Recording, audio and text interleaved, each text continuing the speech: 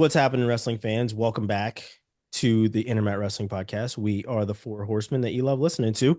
And today we're going to jump into CKLV as it is Cliff Keen weekend, and all these guys are going to be betting big, pun intended, in Vegas. And I cannot wait to except jump for in. Nelson Brains. Yeah, except We for won't be that's why there. I was not going. I will Yep. not be there for that reason.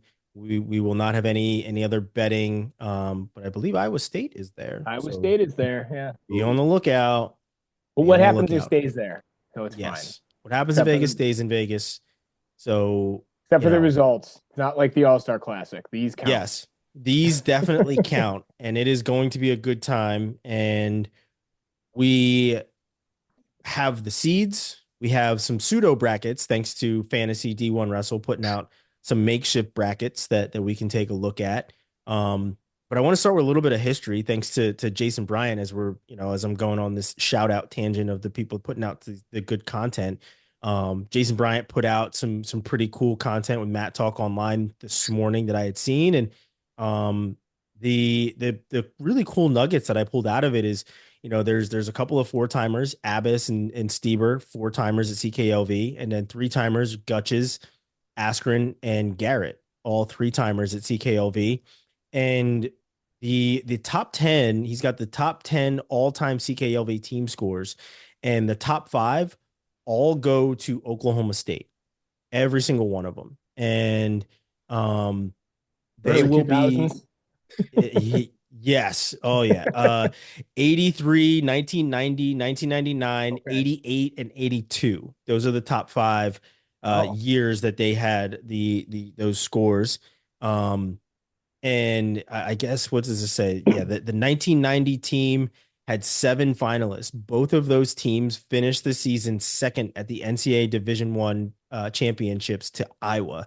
So those yep. are the years that Iowa won, and Oklahoma State was second. So I tell you what, if Oklahoma State is able to repeat history, I think they will feel like they are in very good magic hands, if you catch what I'm saying. So, I see what you're saying um, there. I'm loving these little history nuggets from Jason Bryant. He's kind of the I don't want to call him the arbiter of truth. I know some other people have said that he is the arbiter of have said that Jason Bryan thinks he's the arbiter of truth. I won't say who that is. You can probably glean who I'm talking about. I just consider him a friend and a really damn good source of the information, and I get it when I need it. So continue to do the cool things that you do, Jason Bryant. And we're gonna dig into CKLV because it's time to do that. And let's start with 125. And I think that there's going to be some upsets here. And Nah, I think we're all probably betting chalk. on I think we're all betting on some upsets, and I have a feeling that Robbie's betting on a really big one coming from the 7 seed in Vince Robinson. What do you think of Vince Robinson getting that 7 seed? And how do you think he fares when he inevitably will probably hit Matt Ramos in that second round? Um, Talking to Pat Pop about it, and his biggest thing is that he's saying Vince is a gamer. He likes the tournament setup. He likes to be able to have a chance to go out there and show everybody what he's got. And he's done nothing but that this year. So I'm not doubting that he can go out and make some upsets happen this weekend and maybe put his name out nationally for the people who aren't paying attention yet. I agree with that. I think I honestly, I would love to see, and this is my feeling, that Robinson versus Smith match that could potentially happen in the finals is gonna hit so hard, like a 90s summer jam is gonna hit. And I am all for it. But I wanna kind of open up the field. Who are the guys at 125, whether seeded or unseeded? I know we have the full list of guys in the spreadsheet that I shared with you guys. If you guys want to open that at all, the full list of guys is in there for each one of the entries. But who are the guys that you kind of have circled and that you're looking to see some big performances from at 125 outside of Robinson, obviously? I mean, I'm interested to see, obviously you talked about Robinson and Ramos potential quarter match, but I want to see Ramos. He had that big year 2 years ago, beating Spencer Lee, NCAA finalist, couldn't quite get the job done winning the title there last year. I think he was around a 12, maybe around a 16 guy. I don't think he All-American last year. So Correct. looking for a bounce back year, and what a good place to start at CKLV when there's a lot of top ranked guys there, and Ventresca was hurt last year, for the most part too. So another potential bounce back year for him. I'm interested in seeing those two guys, and I probably still Robbie Thunder mentioned an NC State guy, but I mean ACC guy, But Ventresca, really talented, definitely has the skills to win this one. Well, 25 for the last few years since Spencer's been gone, it's just been kind of a shit show of, who's going to take it at any given time. And Yeah, but I think this that's what tournament, makes it so much better. Like, not yeah, to cut you off, it's but I think awesome. that's why, right? Like, even though it's been a shit show, it's been must watch because any given week we can have a new guy jumping and ascending. Hmm. And this, I mean, this tournament has what, like 10 of the top 14 guys. So Mhm. it's, a lot of potential for people to make some noise and, to make a name and have some big upsets. I mean, Ventresca's in a good spot. If it falls to seed, he'll have Tanner Jordan in the quarters, and that'd be a fun matchup to see. I mean, Eddie's looked good since he's been back. He was out last year. Cooper Flynn took his spot and had a pretty good season, but Eddie's looked great. In an all Italian name matchup there, Eddie Ventresco and Marcelo Milani. That'll be fun. Yeah, Winner gets the cannoli. Yeah. I mean, maybe this isn't as much fun to be like, hey, remember how good Matt Ramos is, like, He's but kind of good. he's destroyed everybody he's wrestled this year, right? He has looked every bit the part of the guy who was letting it fly 2 years ago and had nothing to lose. And last year I mean, he had losses by this point in the season, and he just looked a little bit tighter in his wrestling. And we really haven't seen that this year. Now, obviously, this is Cliff King Las Vegas. We're doing a podcast specifically walking through it for a reason. It's the biggest tournament before the new year, so there's going to be difficult wrestling going on, and he should expect to have those difficult matches. But I think he's ready for it this year. I think he's expecting to kind of have that target on his back and to be fending people off a little bit more aggressively this season than maybe he was last. Another name to watch though is Dedrick Navarro of Northwestern. He's just another guy to keep your eyes on and has looked good so far this year. Yeah, I agree with that. I had a chance to talk to Storney at the beginning of the year, before everything started, and he's Were very you high getting on hair care Navarro. tips from him? I was not. It was more so. I actually was talking to their AD about their football stadium because I don't know if you guys had a chance to see that, but it was right next to the water this year because they're Mhm. redoing the stadium that's named after me. It is my namesake in Ryan Field. But no, like he was very high on Navarro, a guy that wasn't in the lineup last year, took a red shirt and had a lot of really good matches and when he did step in the lineup, I think he beat a couple of guys that were ranked or maybe even ended up that were NCAA qualifiers. Um, that match between him and Robinson to start the tournament off potentially, if these pseudo brackets are correct, it can be super fun, right? Like those two guys, one, Robinson is proving that he's potentially going to be the guy for NC State going forward. Robbie, maybe you I have a little think bit that's more insight on proven. that. That's Yeah, that's I that's think so pretty set too. right now. Yeah, we haven't seen any semblance of anybody taking that from him the way he's looked as he's undefeated. But that match with him and Navarro, I think, is gonna be really, really fun.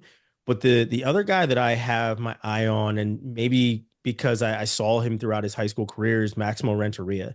Um, Renteria was obviously highly touted recruit coming out of high school, and now he finds himself in the lineup for Oregon State, and he's a guy that I feel can test a lot of these top guys. And he's long, he's lanky, and he can definitely give Caleb Smith maybe a little push because Caleb's on the shorter end, right? And it's very contrasting styles in that bout. So that could potentially be a quarter if seeds hold there. I think that's a really fun match. And to go back to Ramos, I think that people forget in quotes how good he is because, like you guys said, like at this point last year, he did have losses, and one of those losses was to Blaze, a guy in high school. Not his teammate's little brother. So I think that's why a lot of guys were just like, man, I don't know how good he's going to be. Obviously, he picked it up later on in the season.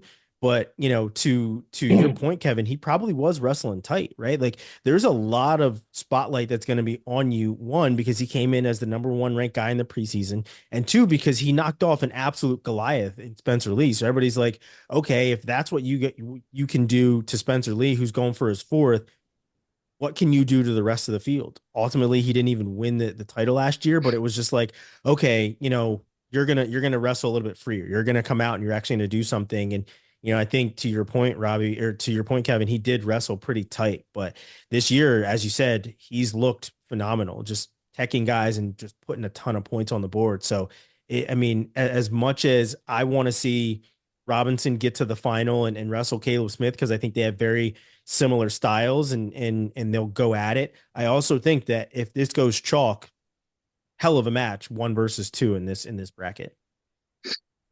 I haven't seen enough of Caleb Smith this year to make too much of a statement. But I mean, we know he's good, but there's a lot of talent in this bracket, and he's going to have to work his way through some landmines to really show that he should be the top seed here. I mean, nobody's saying anything about Tanner Jordan's having a great season. Nobody's saying anything about Spratley, who's looked fantastic.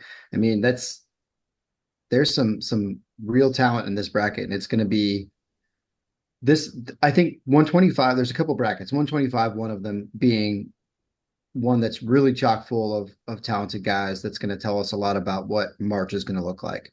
So we're going to learn a lot from this bracket. It is probably not fair to not give Tanner Jordan a little bit more credit. Go Jackrabbits. He lost to Jory Volk, who technically he wasn't supposed to lose to, and also that match didn't happen or count. So, yeah, but then Spratley did beat Jory Volk in a match that did count. Yes, he did. So, it is what it is. But Tanner Jordan is currently ranked 6th in the country. He is really good. He could absolutely go in there. He's shown he can beat Spratley too. He beat Spratley last year at NCAA's in the blood round. So, I mean, he's capable of beating anybody out there too. Excellent on top. If guys are choosing bottom haphazardly, because that's just kind of what they're used to doing, it could be a mistake. So he also just lost to Flynn though. Like he got handled by Cooper Flynn. So, how is he going to bounce back off of that? Yeah, really well, probably. Possible. Rabbits bounce back like that's their thing. Hopefully they bounce up though, not back. Have you seen a rabbit bounce back? I bet they can. Hmm. We'll certainly see. So who are we picking here? What are your guys' picks here at 125 pounds? Well, that's a tough question. I'm gonna go Matt Ramos. I only asked the tough ones here. I will say too, one thing I wanted to say about Ramos and Smith that I thought was intriguing while kind of putting the write up together. So they wrestle here, then they wrestle again the week before Big Tens and the duel. Assuming they both wrestle that, and then Big Ten. So they could potentially wrestle 3 times before NCAA's, which would be awesome for everybody. I think certainly would. I'm taking Robinson. He's looked really good this year. And, I'm taking him. I think the other match I want to see him in is against Spratley. Because, Spratley's really good, man. And I think that under the tutelage of David Taylor, Spratley is gonna do some pretty cool things, and it's gonna start this weekend. And we'll certainly see what kind of changes Oklahoma State has made with the new coaching staff in a tournament like this. But I'm gonna go with Robinson. I'm riding the hot hand here to continue my gambling puns. I'm gonna let it ride on Robinson here at 125 pounds. I'm gonna roll the dice and go with that as well. Oh, snake I eyes. I Oh man. Crapped I do out. like him. I do like him coming out of the bottom side. I think it's a good draw for him. I think him and Ramos is going to be a hell of a match. But I like how he matches up there.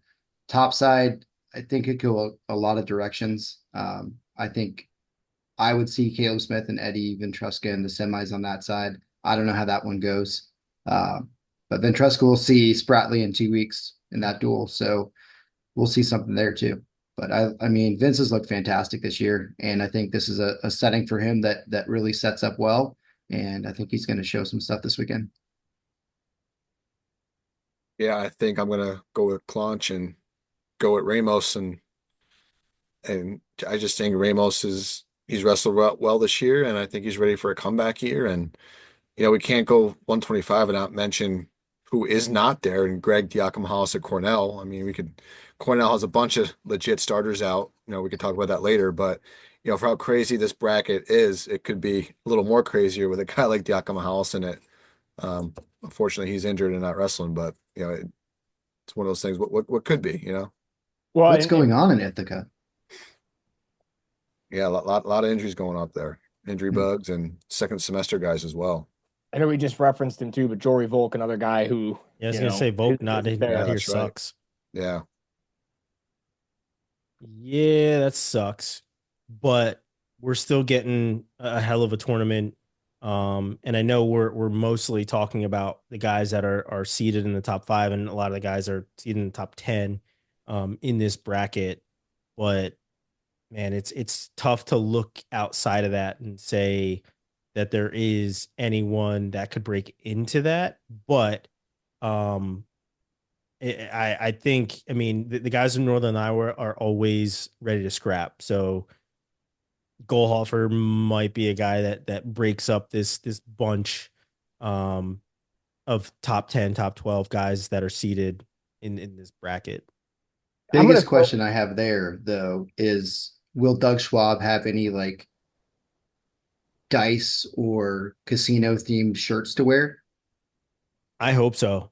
And I hope he has pants to match. I tried to get his wife to buy him some matching pants, and she vetoed it immediately. Well, they have to buy toddler sizes. Do they have those in toddler sizes?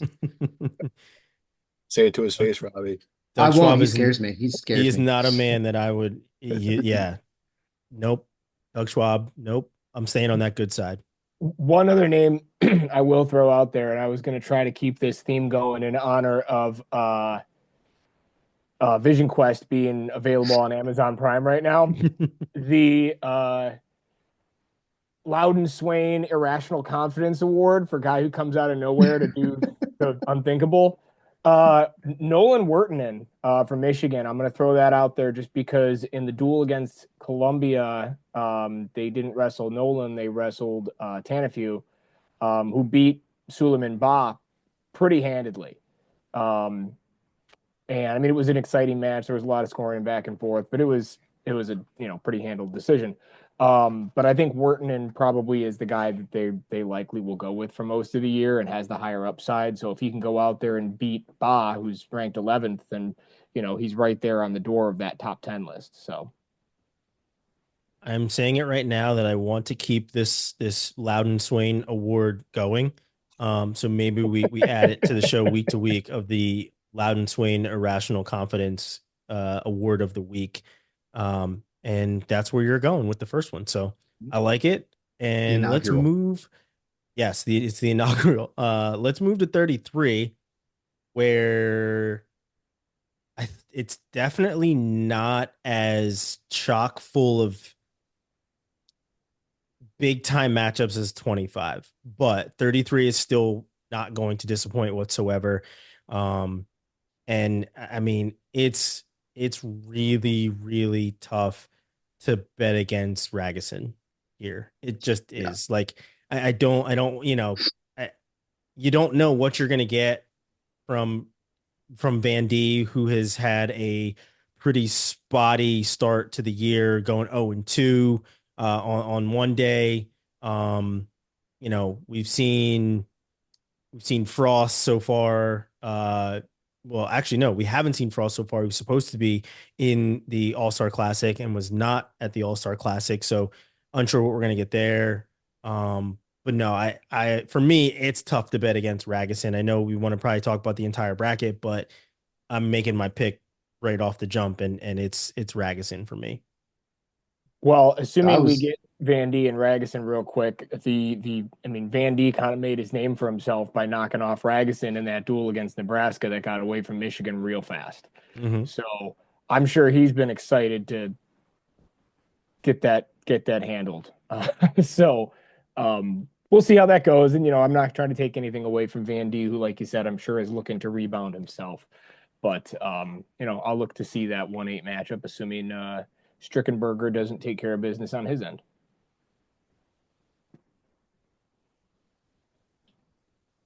He's a big one. Tyler Knox has started off great. He's 5-0 so far, has wins over, a couple guys that are in the bracket with Romney. Beat Drake Isle in the duel, looked fantastic there. This is going to be, and it's kind of what I'll hit on with a lot of the Stanford guys. This is going to be a real test for them to see where they're at because they haven't seen, outside of Iowa, a lot of like competition that's been nationally shown. So we haven't seen a lot of them. So I'm interested to see how these guys look in the spotlight.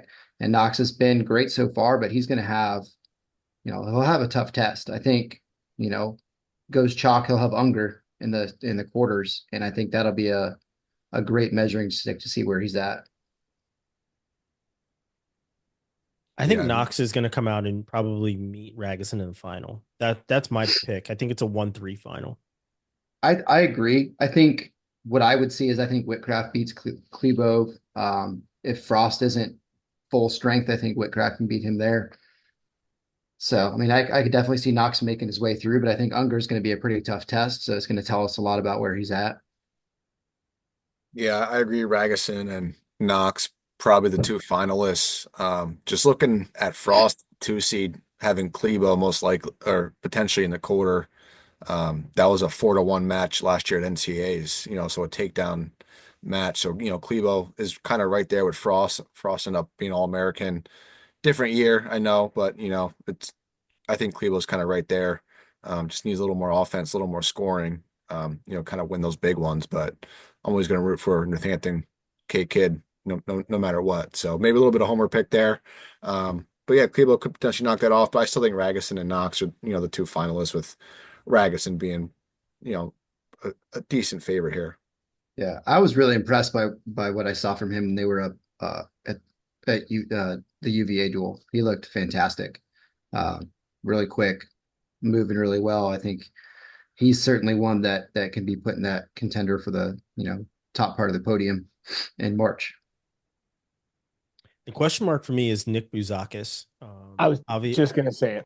Obviously the early loss to his teammate, you're thinking, which guy is going to show up, right? Like we've seen Nick Bouzakis have amazing matches and we've seen him lose to guys that he shouldn't. And you want to see consistency from Bouzakis, especially being a vet in the lineup now, not being one of the young guys. So Bouzakis is, it's tough for me to see him make it out of the quarters. Just based on kind of what we've seen from him this year of just not being as, I guess, high scoring. Not to say that he's always high scoring, but not to say he's not as offensive as normal, right? So I'd like to kind of see him kind of get going a little bit more. And obviously, it is still early, kind of. I mean, we're a month into the season, but if you're gonna, get that motor running, it's probably going to be best that you do it here in Vegas. Well, and it's a 2-day tournament. You're gonna have to make weight again. That's gonna be the biggest concern for me. Whenever there's been any issues or questions around him, it's in my opinion never been about his talent or his ability. It's just about the size he is and where he's wrestling.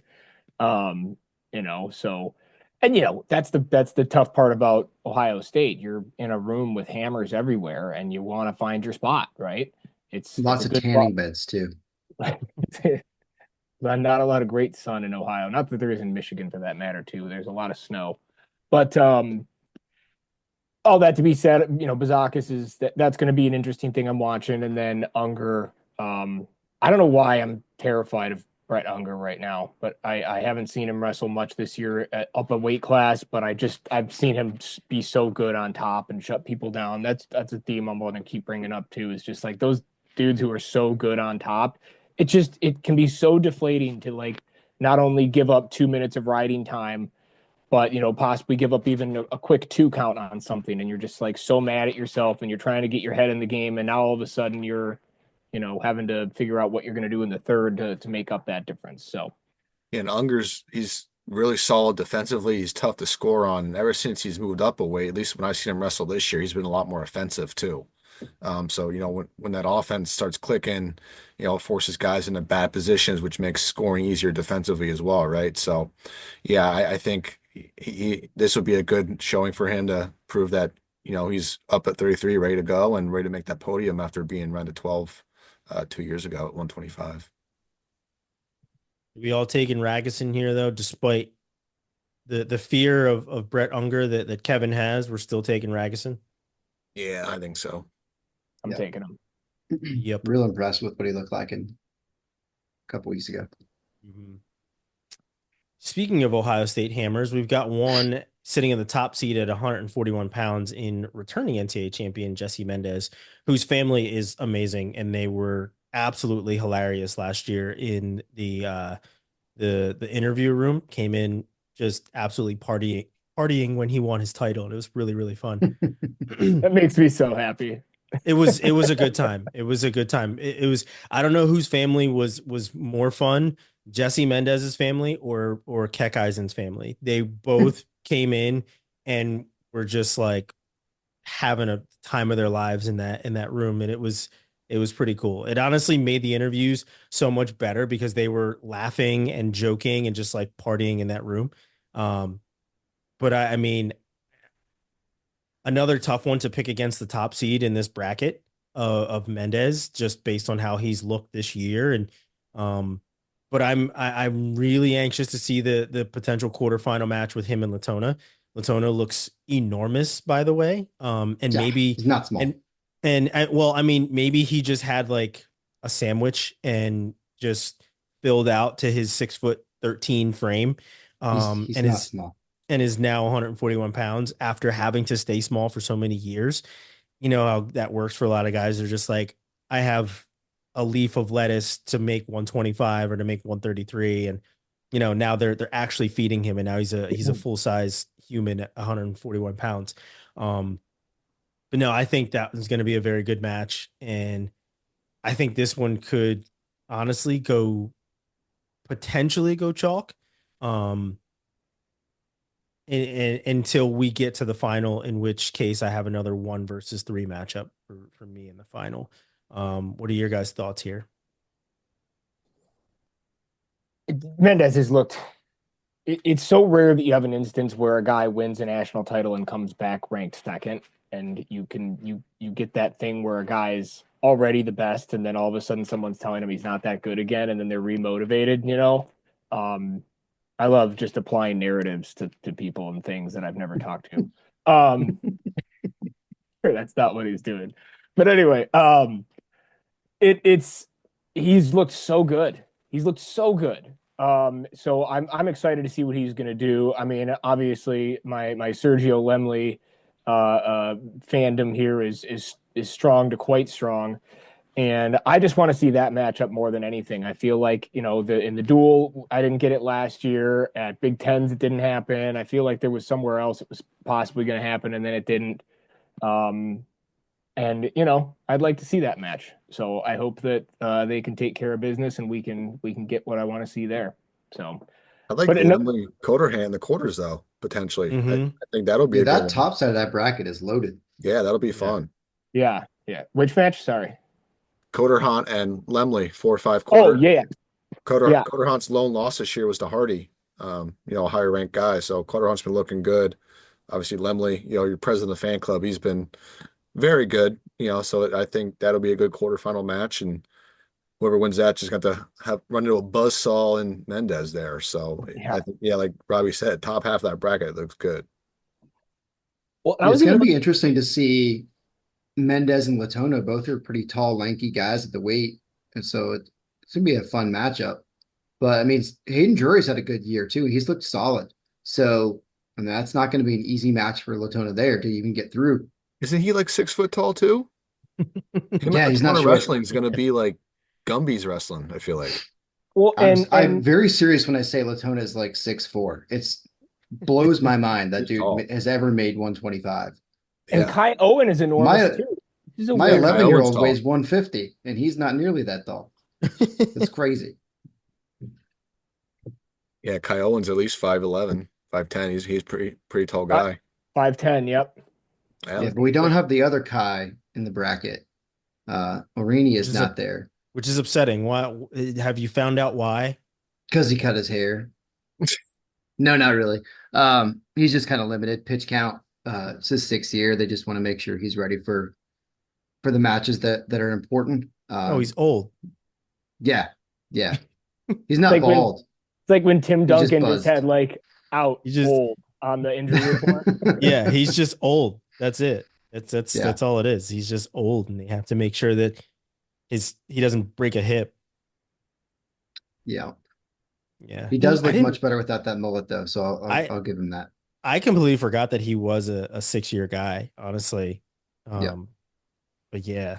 Yeah, I mean, makes sense, but it sucks, right? Like you want to see him in this environment. And I mean, I'm not gonna far be it from me to try to tell Pat Pop how to do things, but I would love to see him here as a simulation of the end of the year in a new weight class and yeah. take off a duel here or there, right? Like you have back to back duels, take off those 2 days instead.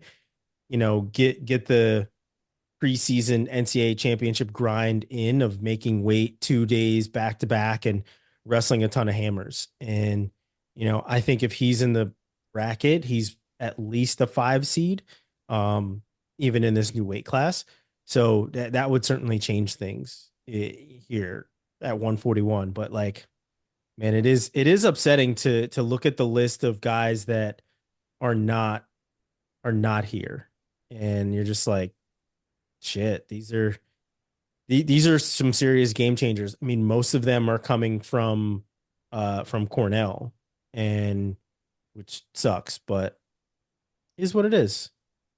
We should point out, I mean, we haven't talked about Tegan Jameson yet. I think what did he enter NCAA's last year with like 3 losses or something? Like he was awesome. He's looked good. Jordan Titus, West Virginia, was it He's last year looked he was good. out there Jones tilting everybody at Midlands or something, or one of those tournaments. So like once again, if people aren't paying attention to what that guy's going to do, he's going to get you.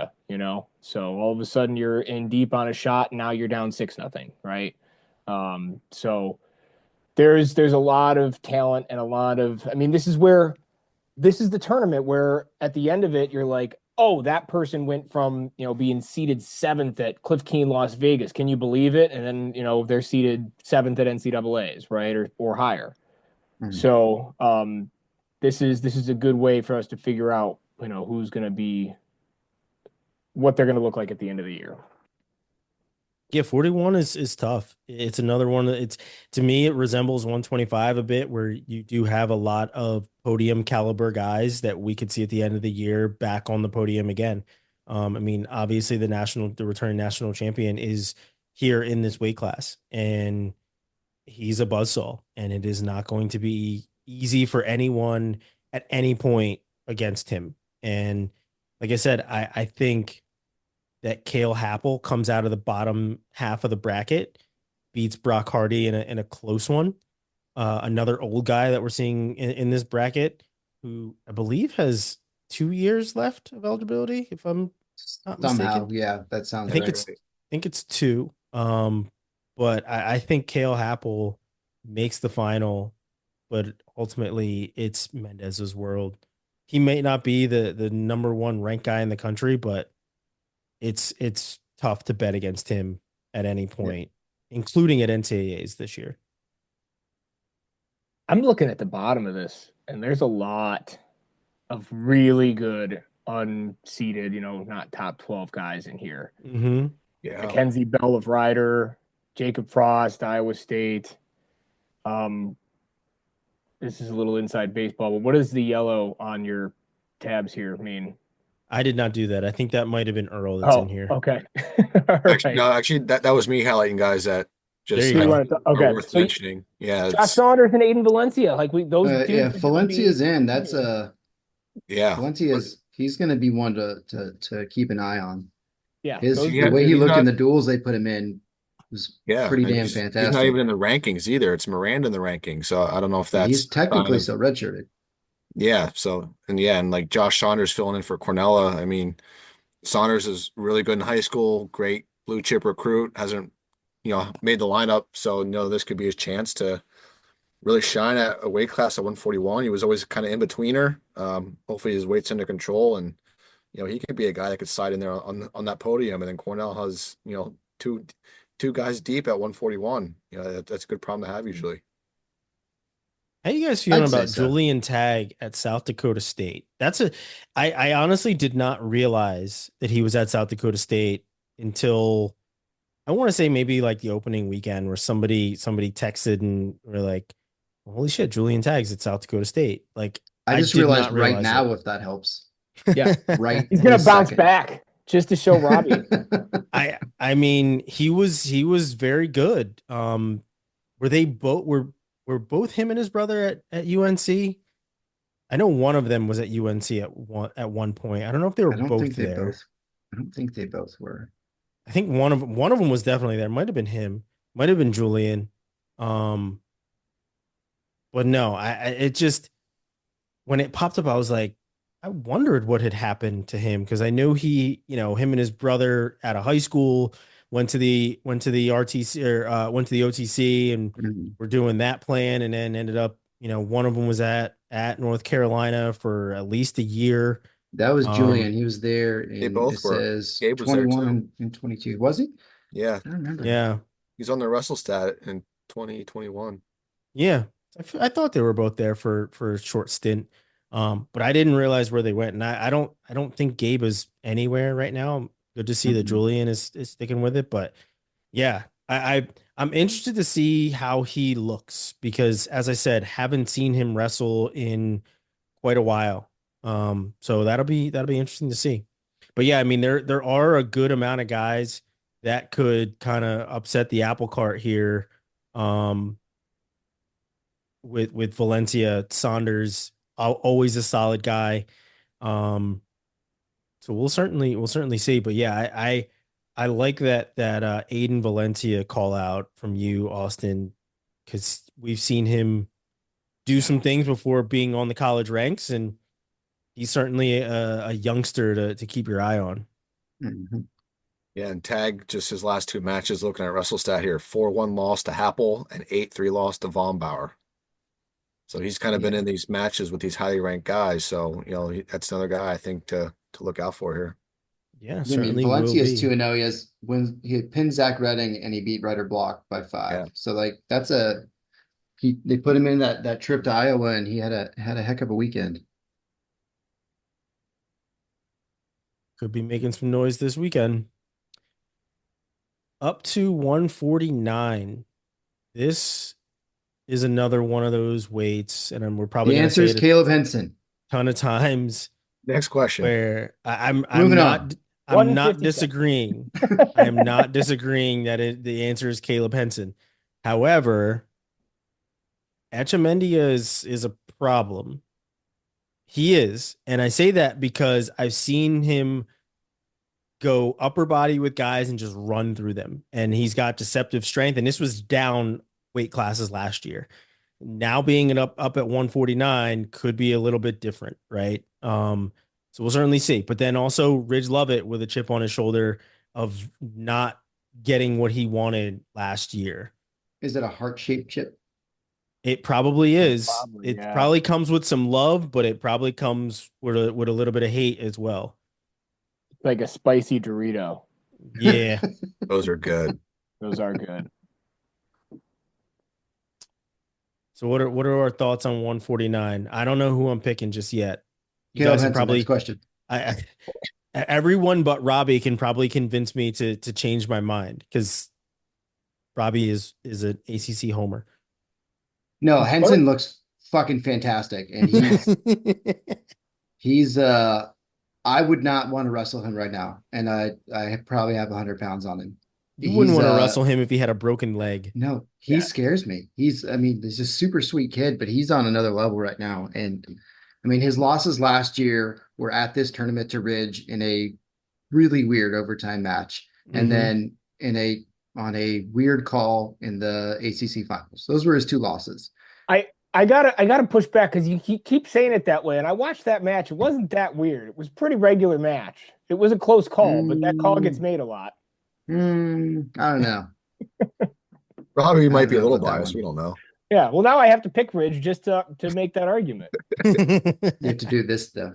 I'm not saying I wasn't going to do that anyway. But no, I mean, I would like to see Ridge have that bounce back year and have the opportunity to eventually get the NCAA title that he was pretty much slated for most of last year. Um, and deservedly so. He had beaten everybody that got put in front of him.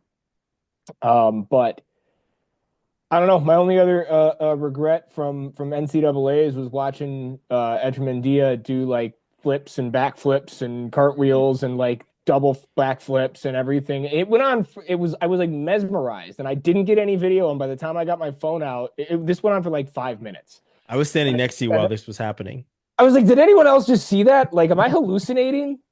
This is a long tournament, but like, still, that was amazing. And this was And on then he like, went out and lost. yeah, Use too much energy doing backflips. yeah. Kevin was so mesmerized. He was like, he is gonna run through. Like, look at the athleticism. He's jazzed up, and then he went out and lost. I think, in all fairness, he think he lost to Real Woods. I think that was his next match, But He did. yeah, but no, he's awesome. Everything about him that we've seen is true, and if he can put it all together, he's as good as it gets. I think after those three, it kind of drops off a little bit. But you know what else I want to see? I want to see Sammy Alvarez wrestle Carter Young, teammates from last year. I don't know what we need to happen in order for those brackets to work out that way, but Somewhere on the backside. probably. Yeah, it's either a final or somewhere on the backside. Yeah. Let's make it happen. So I am really interested to see how Abbas looks because he hasn't looked fantastic so far to start the year. He is not. So him pulling a 4 seed is interesting because that's clearly based on previous results and not how he's looked so far this year. So he's going to have a tough test. I mean, either way, Robuto or Bizgens are both great. So that's going to be a tough route for him. I'd like to see him bounce back. I'd like to see him back in form. But we haven't seen that this year. So like I said, a lot of the Sanford guys, it's going to be kind of the same thing. It's going to see, where are they really at? So, but I would love to see if we can have a Henson Lovett final. I'll be happy. Yeah, I mean, I might be more excited for Lovett Etchemendia semifinal, and then the winner of that will get Henson. Yeah, I just think Etchemendia, Lovett, two contrasting styles. Just it's always interesting how those match up. Lovett can kind of catch it and moves, cradle you from kind of anywhere, and Chimendia, like you said, upper body stuff, run through with Lovett, and maybe Lovett rolls through him and puts him on his back. It could be a fireworks match, but I just think Henson is too good right now. Just seeing him at Keystone Classic, granted, competition wasn't great for him, but I don't see anyone scoring on him. He was just in solid position all the time, really He good was at what he playing with people does. and giving him his leg like he was a high school kid. Come on. Yeah, he Like was. Yeah. Yeah, he he's in was another almost 20 place with right these now. guys, and these guys are pretty high level D1 athletes, but not to the competition of this. But yeah, Henson he just looks really, really good. It's gonna be hard to beat him. Yeah. Remember, Lovett was never afraid to go upper body with Austin Gomez either, right? And usually got the better of those exchanges, or at least in I more wouldn't mess around with Lovett upper body. Yeah, No, these right. guys are gamers. They're Yeah. for real gamers. The other guy that I'm interested in seeing is Jesse Vasquez, and it's because he's had a very injury plagued career so far. Had a terrible, what was that, hamstring injury the one year, and then His was it elbow last year. last year, yeah, like just horrible injury after injury. He probably has like 5 years left with all these medicals that he's probably able to take at this point. Get his And doctorate. he had a serious upside too. Like everyone was really excited to see what he was going to do on the college ranks, and it's just been injury plagued. So I would really like to see what he's got. A match with him and Echemendia could be really fun, just based on the fact that Vasquez doesn't really have much to lose. He's got everything to gain from winning a match like that. Echemendia probably a little bit more to lose than anything, being in the spot that he's in. So, just just like Abbas, wanting to see Abbas bounce back from the kind of down start of the season. I want to see how Vasquez does, being back from back-to-back years of just plaguing injuries, and because he can score, and we've seen him score. We've seen him be the dynamic guy, and maybe I'm going back too far to his high school days, but he was a force, and he was a guy that everybody was expecting to do some damage, and I really want to see how he does in this tournament. Um, but I'm taking Lovett. It's tough for me to bet against Ridge Lovett because I'm a Nebraska homer. Go figure. Just how I feel. So yeah, Ridge Lovett over Henson in the final by 1 point. I'll take that as well. I also want to shout out Michigan's got Cameron Catrabone in there. His dad wrestled at Michigan. Catrabone's just a badass last name, and I think Cam has looked pretty good this season so far. I also want to shout out Jagger French from Cal Poly, just because There's some great names in this bracket. There really are. I pictured Jagger. Shout out to Jagger real quick. But like if he's French, he's gonna have the cigarette with like the long cigarette extender that like and a goofy mustache. Yeah. So that's what I picture. That'd be Probably fun. probably not what he looks like. I kind of hope it is. Just got a beret and rides in on a bike with a loaf of bread sticking out of the front basket. With that goofy ass hat, French hat. Yeah. Austin, who's your pick? Vagiatis. I took Henson. Henson. So two Yep. Hensons. That's the correct answer. Two Hensons and two Lovitts. We'll see who's right at the end of this. We'll come back to our picks and see how well we did. But let's move to 157. And I don't know, man. This is kind of tough because the guy I want to pick doesn't have the easiest go, and that's Paniro Johnson. And he's gonna have to get through Styles, and then Patty Gallagher, and then obviously Antrell Taylor, who I love. That match, Taylor versus Johnson, will be the winner of this bracket. That's what I think. Whoever wins between the 1 versus 5 seed will be the winner of this one. Yeah. Sorry, Robbie, I can't pick Ed Scott just yet. You're good. I'm not picking him to win it. I am picking him to get there though. Oh, I think him and Peyton Keller will be a really fun matchup. But I don't know. It's always tough with Ed because he can beat anybody, but he loses weird matches. So didn't he lose to T Travis last year yes, during the duel? yes, I believe so. Yeah, Yeah. thought so. This is my favorite weight by far. I love 157. Yeah, this was Why's pretty wide that? open. It's just loaded. I mean, Taylor should be the 1 seed. He's awesome.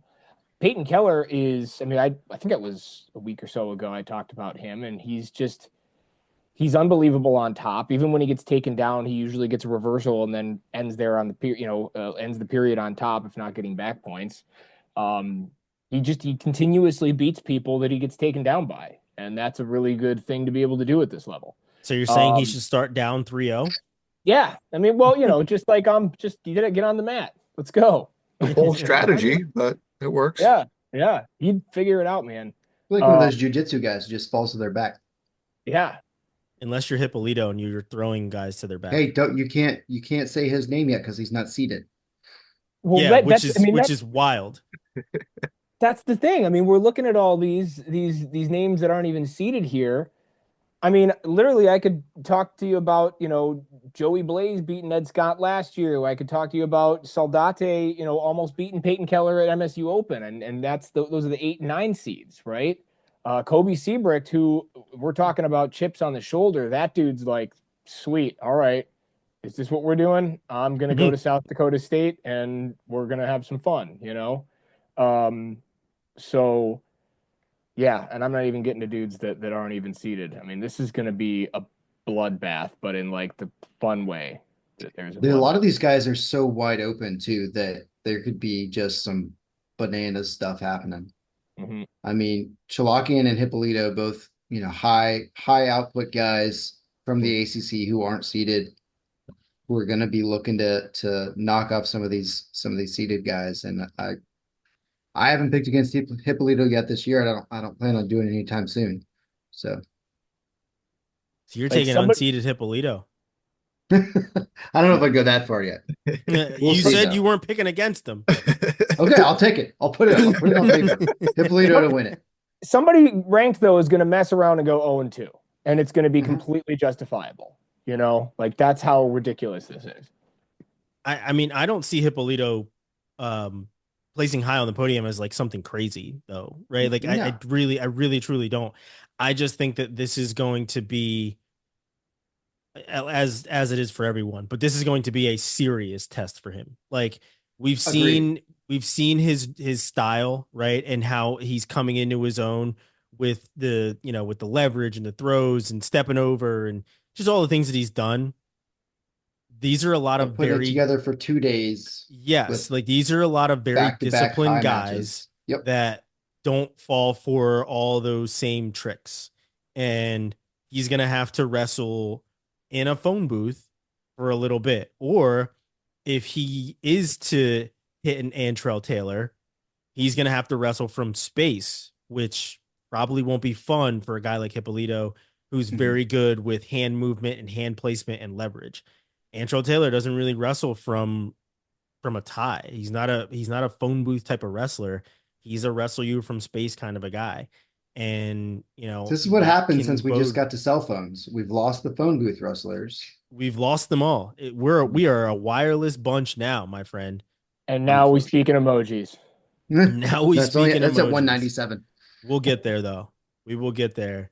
But no, like I said, I think that it's as much as I feel like Hippolito can do crazy otherworldly things, he could also go 0 and 2, right? Like because of his style, right? Like he's a side saddle riding type guy and he's gonna shoot from his hip. And I think, Look at you and you your know, cowboy references. listen, I could do a couple of things here, and that's all for you, Wyoming cowboy. I know exactly where you're from. So, Not just a but no, pretty I face. I, I honestly think that like just because of his style, right? Like he might go to that well a little bit too much because he hasn't had to, like I said, wrestle in a phone booth yet. In all the matches we saw him wrestling in last year, he was able to go crazy high flyer type stuff, even if he lost. I just think that these guys might have, guys like Taylor, guys like Ed Scott, these guys might be able to do something where his leverage can be used against him. That's my only thought. Yeah, and I don't disagree. And I think this is kind of the test that, if Virginia Tech wants to be a podium team, they're going to need points from him in March. So they're going to Yeah. need him to put together a 2-day tournament. And this is going to be a big test for him. He hasn't wrestled for that long. He hasn't had to, he started wrestling his sophomore year in high school, and it was in Virginia. And we're not that great of a wrestling state. So, Don't say that, Robbie. look, all 19 classes we have. But I No, mean, seriously, do you guys realistically, have though, 19 classes? 7. 7. That's disgusting. Binge Agreed. drinking. Wrong Yeah, number. it's makes you want to hit your head on things. That's a whole different discussion. But I mean, realistically, this is his first real test as a tournament. So being able to put that together, 2 days of weight management, seeing, high level guys back to back matches with not a lot of time in between, it's going to be a huge test. But like I said, they're going to need him to be able to navigate that come March. So this is going to be important to see where he's at in his development. Agreed. Yeah, there's like 5 or 6 guys in the rankings that aren't seated here. And, Yeah. going down the list, Jimmy Harrington just beat Ed Scott a few weeks ago at Journeyman, Mhm. so that's a guy from Harvard to look out for. And Jared Hill, Wyoming ranked, and Wishleski from Ryder. These are all guys that if they get drawn into a, just saying 7, 8, 9, 10 seed, you might see an upset first round with some of these guys. These Mhm. guys that, are seeded, they're going to have to be ready to get drawn in with some of these ranked guys that are unseeded. It's going to be a really fun bracket, I think. It's going to be one of those you don't want to miss the opening round. There's Mhm. some weights where the opening round is going to be pretty boring and pretty chalk. I don't see this one going chalk. Yeah, I agree. Um, yeah, the unseeded guys at this weight are very talented and very dangerous. They'll be seated next year. Yeah. Also, never thought I would see a guy named Sasha Gavronsky in West Virginia. Hey, Pretty listen, good. you he heard Take Me Home and he was like, all right, I'm good. Little country roads will get you to West Virginia pretty quickly. Sorry, It'll who actually are get you to Virginia if you follow the directions, but that's another conversation too. Don't do that. There's too many West Virginia friends of mine that would be really, really upset with you right now. Tell I him to think show me where the Shenandoah River is in West Virginia. Sasha's so mad right now. Damn it, Sasha. No, I have a friend that ended up at Iowa State thinking it was Iowa. We'll get to that later. But That's fantastic. who are we picking? I'm taking the man from Iowa State. Give me Pinero here at 157 pounds. As I said, I think the winner of this bracket will come from that one versus five match. But I'm taking Johnson. I'm going someone we haven't really talked much about. I'm going to take Ryder Downey. I think Northern Iowa, they're due for at least one champ. Keckheisen, obviously, it might be a favorite, but I like Ryder Downey too. Didn't he have his coming out at this event last year? Or am I thinking of someone else? I do not remember.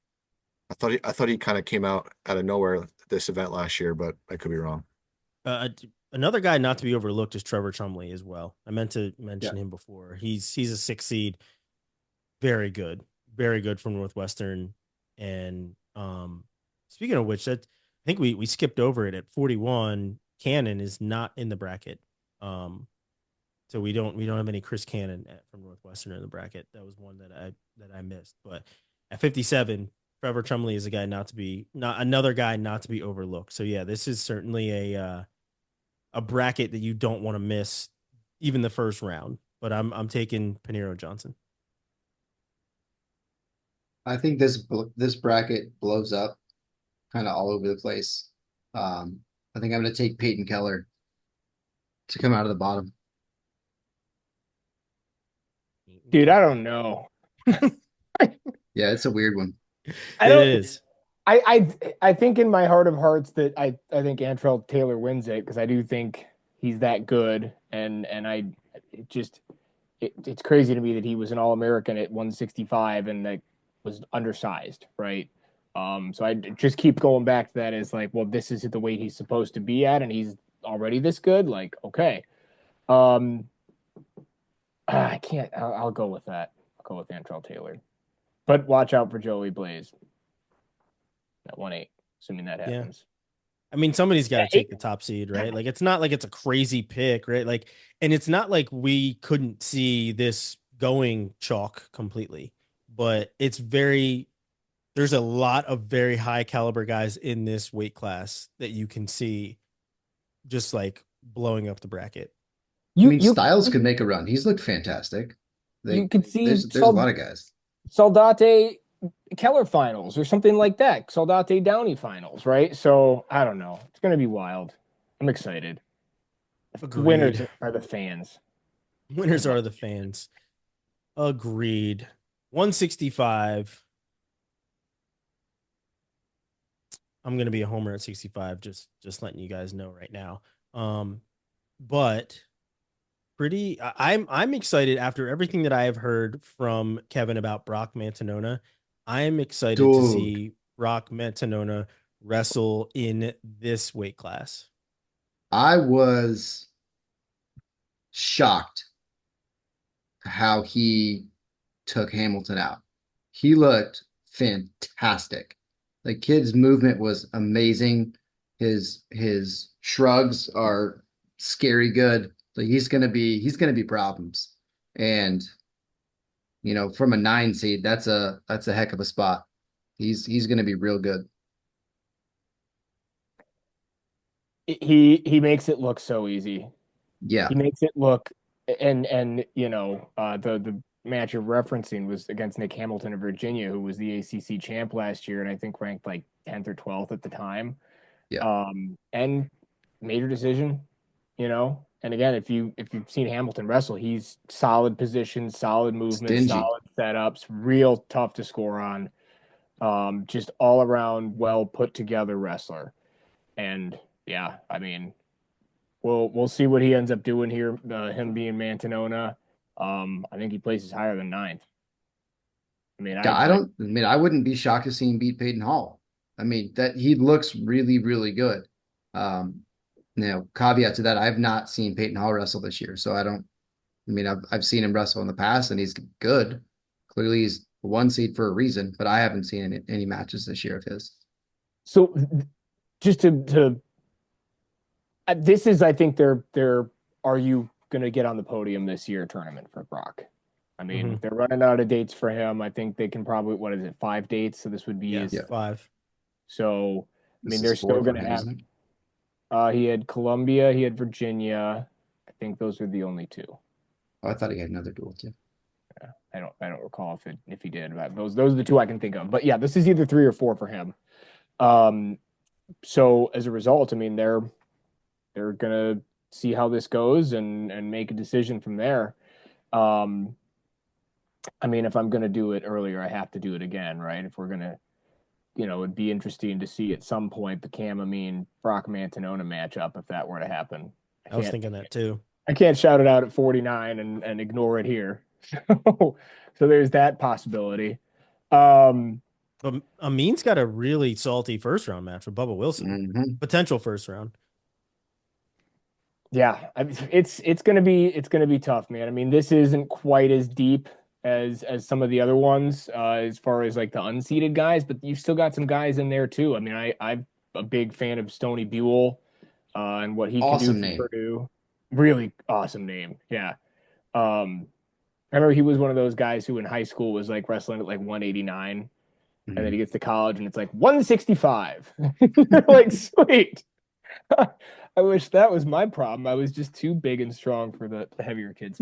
Um, but no, I don't know. I think it's going to be. I think the big thing, and I know you're kind of referring to it. I think you are, Holmes, is Sammy Sasso coming back, and I think we all can safely say that we'd like to see him be able to wrestle strong consistently through a tournament that's this tough 2 days, and have that be the positive result we want to see. Um, so yeah, that's the last point I want to make, and I'll shut up.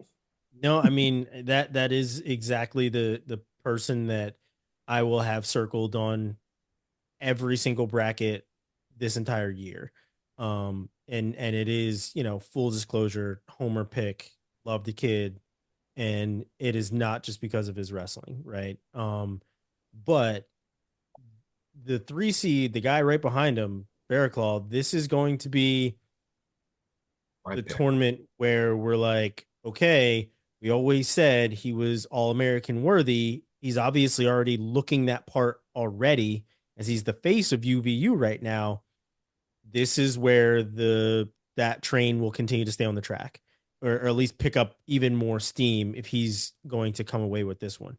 I would not be shocked whatsoever to see him win this bracket because of how he's wrestling this year.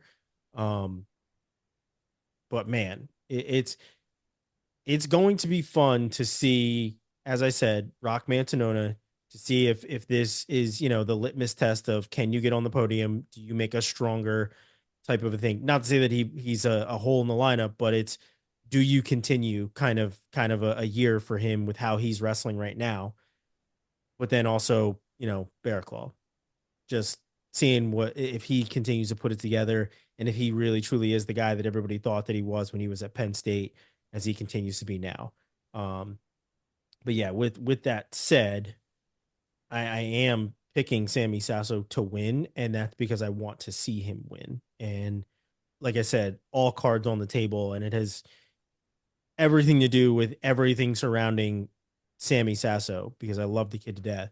But I think it would be good for the weight class if we saw him wrestling strong at 165, feeling healthy and feeling good, not just because it's a feel good story, but because he would seriously make the bracketed NCAAs even stronger if he was a Sammy Sasso like force that we've seen him be in the past.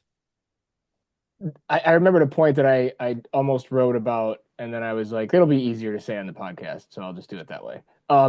But I don't think that they would put Sammy in this environment right now without knowing that you got to get through this to be ready in March, Agreed. and you need to be prepared, and you're ready, right?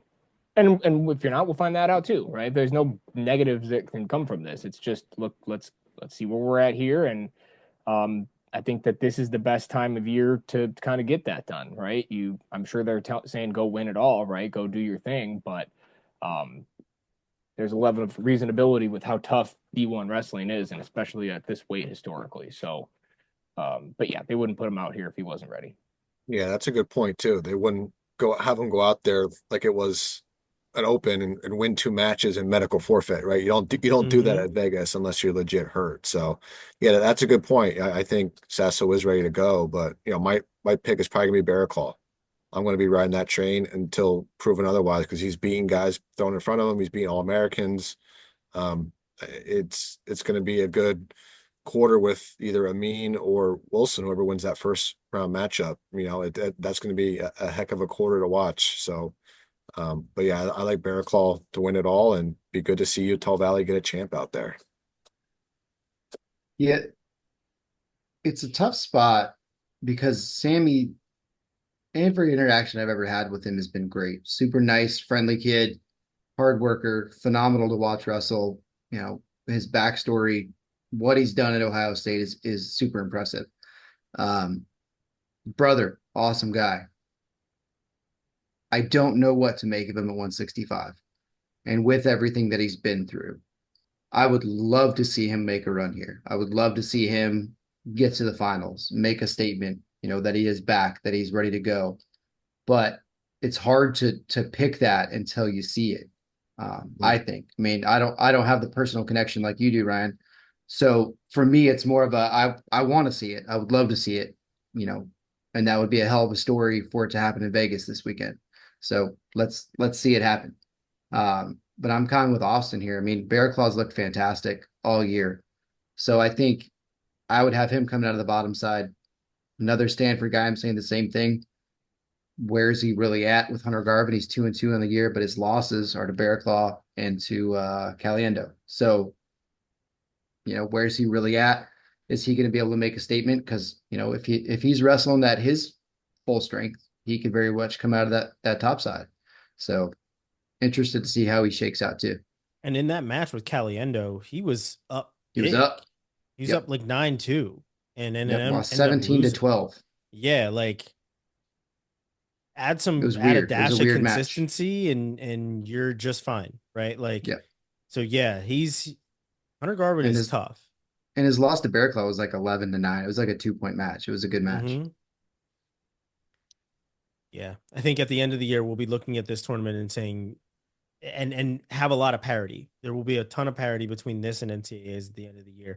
Obviously, you have to add in there the Oklahoma State, or excuse me, the Iowas and the Penn States and stuff like that. But I think that there will be a ton of parity with all of these brackets, not just this one, at the end of the year when we look back. But yeah, I mean, as I am taking Sasso as a want to see it happen, I think Bearclaw does inevitably take the title.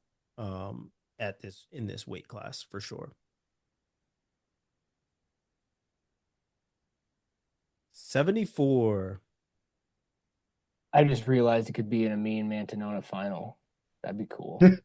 It could be at 65 because they are on the It's opposite sides of possible. the bracket. It is It could happen. possible. Anything is possible. All right. Could also happen on the backside. Which More is One, likely. one, one Northern Iowa point I want to make. They anytime I've been at like a North or NCAA's, I guess it would be NCAA's. It wouldn't be any other place that I go to. But like, and I'm around. I like Nick Ryder. Shout out to Nick Ryder. So we usually meet up at some point, and he's usually with the Northern Iowa crowd, and I'm always intimidated immediately. It's just Carhartt and cauliflower ears, and just like aggressive beards, and I'm like, nope. I'm I'm minding my P's and Q's here. We go somewhere else. So yeah, that's they're tough. Tough. That That is is a one thing. Not fantastic descriptor. that is one thing. Not a lot of fights go down at the NCAA tournament with No, fans. no, they don't. Football games, basketball games, baseball games. A lot of people that cannot fight will be throwing some punches in those stadiums. NCAA wrestling championships, Pretty quiet. we're very well behaved drunk people.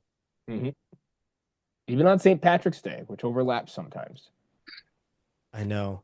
That is a deadly time. It really truly Yeah. is to bring a bunch of very aggressive, probably mostly Irish people together at a wrestling tournament. Yeah. Except for that one guy from West Virginia. I don't think he's Yeah. Irish. Guys named Patty Gallagher walking around. Yeah. I do not think that it is a good idea to do that. However, they continue to do it every single year. Anyway, 174, and this one not so much as wide open as the rest of them. For me, it's 1, 2, 3 that I'm truly looking at 174, and I think it's Hamity that comes out of this one and wins it. Just my thought that it's Don't Hamity. sleep on number 4. I'm certainly not sleeping on number 4. I am certainly not doing that. The reason that I am circling 1, 2, 3 is one, obviously because he's the top seed and he should walk through until he gets to the semifinal where he's probably hitting Norman. But the 2, 3 is, how does Hamity look in a new lineup, new coaches, kind of maybe a new style. Obviously, they've had some matches. We're a month into the season, but a little bit different environment, obviously, better competition, stuff like that. So how does he look there? And how does Pinto look having to weigh in back-to-back days at 74? Those are the two things that kind of pique my interest when I look at this bracket. But I'm taking Hamity. And I know that the 7 versus 10 matchup will certainly be one that we want to see as well. 6'11" too. Yeah, exactly. And I know that Fretwell would probably want to kick me in the face if I didn't mention his guy Matty Singleton, but I think seeing what Matty has is still up for debate right now, right? Like, he was really good when he came in as a freshman. Really, really It's the good. first time we've seen him healthy though, and at the right That's weight. that's what I'm saying, is we haven't seen how he does being, not cutting a ton and not having an injury. I'm pretty surprised with some of these. I mean, I guess it's mostly Joseph Walker from Michigan. I mean, he's not going to light up the scoreboard with 30 points a match, but he's tough to score on. He wrestles really good position. He's had a good start to the year. We'll see how that goes. Garrett Thompson of Ohio was an All-American last year at 165 and has had a tough job adjusting to the weight change. But he's definitely someone to watch out for too. I mean, it really just should be DeVos and Hamity in the finals. I've talked to DJ a couple times. He's awesome, dude, and I feel obligated to say that because I'm going to pick against him. But I'm also feel obligated to pick against him because I'm wearing a South Dakota State Jackrabbits sweatshirt right now. Bouncing So back again. it's I'm easily swayed. Um, watch out for Jared Sima of Northern Iowa because he looks exactly like the rest of the Northern Iowa dudes, just me cauliflower eared. I get them all mixed up. Carhartt and cauliflower ear and severely intimidated. Exactly. Yeah. If you want to know how to intimidate me, that's pretty much it. No, Schwab should I just wear bibs and no polo this time. what Just go Carhartt bibs. Carhartt bibs. But this is going to be awesome. I mean, this is going to be a good one. You're going to see guys, make names for themselves, come from unseeded spots and get some good wins here. But I mean, it really is the top two guys, and we're going to get a treat. Assuming we get to see those guys in the finals. I don't see Pinto upsetting Hamity with his gas tank. I don't see DeVos losing to Norman. DeVos is just too consistent, and he's shown year after year that he's that good. I mean, I think it goes chalk to the finals. I think it is DeVos and Hamity. I am very interested to see Norman against DeVos. He's looked so good this year so far, but relatively untested. So interested to see how that shakes out. I mean, his toughest win was Nelson Brands, which that's a good matchup, but it's kind of a one-off in what he's had so far. So I'm interested to see if he can put together a tournament and make a run. Real big ask to get to the finals though through DeVos. And like we said with Singleton, at the correct weight, not injured, he's looked good so far. He's got a really tough run to make because Casella's no joke. He wins there, he's got Pinto. He wins there, he's got Hamidi. So it's going to be, if he could make a run, it'd be a hell of a run. Austin, how's Danny Wask fare in this bracket? I like him. He has a win over Pinto this year. To win the Navy Classic. He's looking pretty good. Don't love his matchup with Kemp. Kemp is pretty good on his feet, very explosive. I think might be a weakness, and unless he's changed it up, but just last year I feel like that was a weakness with Wask. Just kind of gets a little lazy, maybe a little lackadaisical, and on his feet, and gave up some of these doubles that Kemp is really good with. But yeah, I think Wask. I think he's in the running here with a win over Pinto this year. I just don't see anyone beating Hamity. I think he's too good, solid. Just the way uses his length and leverage, his ankle picks. It's just Magic Man. Is the kind of the master of that, being in there, kind of helping his style out a lot. I think he's gonna have a really good season. But yeah, I'm not gonna sleep on Ruiz at 5, being Cornell. He took a one takedown loss to Incontrera at Journeyman, and Incontrera is like I think 7th in the country right now. So Incontrera from Penn. Casella's looking good as well. Huge win over Bronigal. So yeah, 5, 6, 7 seeds. I like those guys. Being Ivy and EIWA guys. But I think Hamity is my pick here overall. I was going to ask about Ruiz. I don't know enough about him for Cornell, but I was like, 7-1, 13. Okay. Yeah, he had a really good year last year wrestling for the Spartan Combat. Yeah, he's a freshman this year. He's going to be a big time guy for them for sure. I need to go off on a side tangent right now.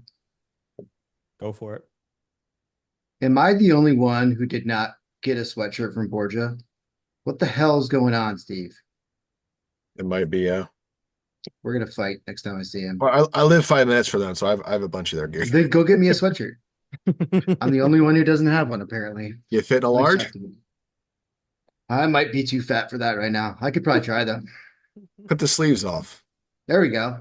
That sounds about Make it a right. vest. Like that. Yeah, you make it a vest. It's perfect. Shout out to Robbie Bell for this one. It's a good one. Some South Carolina vest action. Go. So what are the picks? I know me and Austin are on Hamity. Robbie, Kev, what are you guys taking? I'm going I like CDB. Jacked up. Jacked Same. up. There you go. 84, gentlemen. 84. Is someone historically keeping track of all of our picks forever and always? Yeah, the Pirate, AI, piratess, you know, pirate. there's an AI note taker on this sucker Oh, there we go. that I get. I literally get all the notes. That's how I get all the timestamps and stuff. That's right. Yeah. Is there like an asterisk for all the smart ass comments I make? Because they should be marked somehow. Yeah. No, they just mark them as Robbie's smartass comments. It literally does. It's the weirdest thing Fantastic. ever. That's awesome. Good job, AI. AI is the best. Oh, 84. hey, by the way, Robbie, yes, rabbits can hop backwards. That's a callback. Yeah, I'm gonna go one. I'm 1-0 against Robbie on this one. So Speaking of tangents, goodness gracious. I don't I Somehow hate to that's Steve do it. Borgia's fault too. I I hate to do it, but at 84, can we just say we're gonna have an NCAA's rematch and call it a day? Is that okay to say we're gonna get 1 versus 2? Parker Keckheisen and Dustin Plott are gonna make it to the finals of probably, CKLV and wrestle in the finals. I know Yeah, I'm that sounds sure right. I'm sure that someone will be pissed off that we're probably looking past the rest of the field. But Yeah. come on, guys. yeah, I mean, Bennett Bergey's wrestled Dustin Plott a bunch of times, and Plott's just had his number. You know, I think what Bennett Bergey eventually turns into is what Dustin Plott has been the last year or two, right? So assuming Agreed. he's healthy, like that's kind of what he's going to become. Bennett Which is Berge a just good took thing a to see. loss too. Wasn't that two Plott? Or who was that? No, Was it that was the to McAnally from Minnesota. Minnesota. Yeah. Oh, that's right. That is Yeah, right. Okay. You know, Well, gophers can't jump backwards. Eggum they cannot. Eggum was very high on McAnally coming into the season, and I Yeah, see why. Um, that's a good win for him. I'm Robbie, excited to see. Is TJ Stewart ready for this? I hope so. Um, has not had a great start to the year. I'm hopeful that he can make a little bit of a run here. He needs to get his confidence back. Needs to get that swagger back because that's how he wrestles well. And if he's doubting himself at all, that's going to show really, really quick. Um, Agreed. so I'd like to see, you know, I'd like to see him make a run. I think Bachman's going to be a heck of a test for him. If he's wrestling to his ability, he could beat him pretty handily. I would choose him there. I mean, I think he can make a run to Kekison. Anybody beating him right now is a huge ask. That's in this bracket. So I don't see that happening right now. But I would love to see him, kind of get his mojo back and get back on the right side of the win column and use this tournament kind of to boost his stock going into a big duel in 2 weeks where he'll see Plot. I mean, if at any point you're going to let it fly like you did last year, because he was so much fun coming into the lineup last year. Yep. It should be this weekend. Because you're not going to see this many very good guys all in a 2-day span ever again until you hit the end of the year, until you hit the ACC tournament or even NCAA. I mean, the ACC tournament has 4 other guys in it, 5 other guys. I mean, there's a ton of teams that are in the ACC. There's 6 other guys now. Thank Well, you, Stanford, there you go. wearing their shirt. Yeah, and I know exactly where they're at because they have the potential to win it. With You're not how they're wrong. wrestling, they You're do. not wrong. But no, I want to see an offensive TJ Stewart. I do in the worst way because last year when he came in and he was bear hugging people and he was trying to run through them like they were marshmallow walls, it was awesome to see. So I want to see that again. I understand he's coming off a little bit of an injury. Things aren't mentally where they should be probably. But like let's get it going. You're okay. You seem to be okay. If you weren't, I don't think that you would be out on the mat. I don't think one that you're coaches would allow you to be out on the mat, and two, I don't think your dad would allow you to be out on the mat. Let's just call it what it is. If he did not feel Oh, that he sure. was safe, he would not be out there. Let it fly, because when you do, you're very hard to beat. Right now, when you're being strategic, it's not that you're easy to beat, you're easier to beat. And It the has guys that not you're worked losing out well so to, far. you should not be losing to. So TJ Stewart, let's get it moving, and let's get it moving in Vegas, because why the hell not? Like, people do dumber shit in Vegas. People do a lot of dumb shit in Vegas. They made So movies about that. why Yeah. It's almost why like the not whole go point of the town. crazy? Exactly. Why not go crazy in Vegas and do some dumb shit? But with that said, I'm not betting against Parker Keckheisen, because it's not really something that you do unless he's wrestling Carter Sirachi. It's that Carhartt and cauliflower ear again. It's a massive. Just a combo that's hard to beat. So since 184 is a lot less exciting to talk about, I want to point out the Lamer family. So if you'll notice, Dashel Lamer, I believe I'm pronouncing that correctly, sounds familiar because there's lots of other Lamers who wrestled at Cal Poly. Legend's still there, isn't he? Legend is still there. Yep, we went by him earlier. Chance is not wrestling in this tournament, but he is still wrestling at Cal Poly.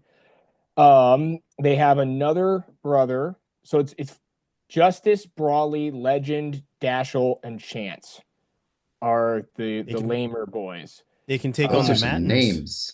Justice ran cross country at Montana State. Brawley recently wrapped up his wrestling career at Cal Poly and is currently director of operations. Legend is a redshirt junior on the Cal Poly wrestling team. Dashel's a freshman.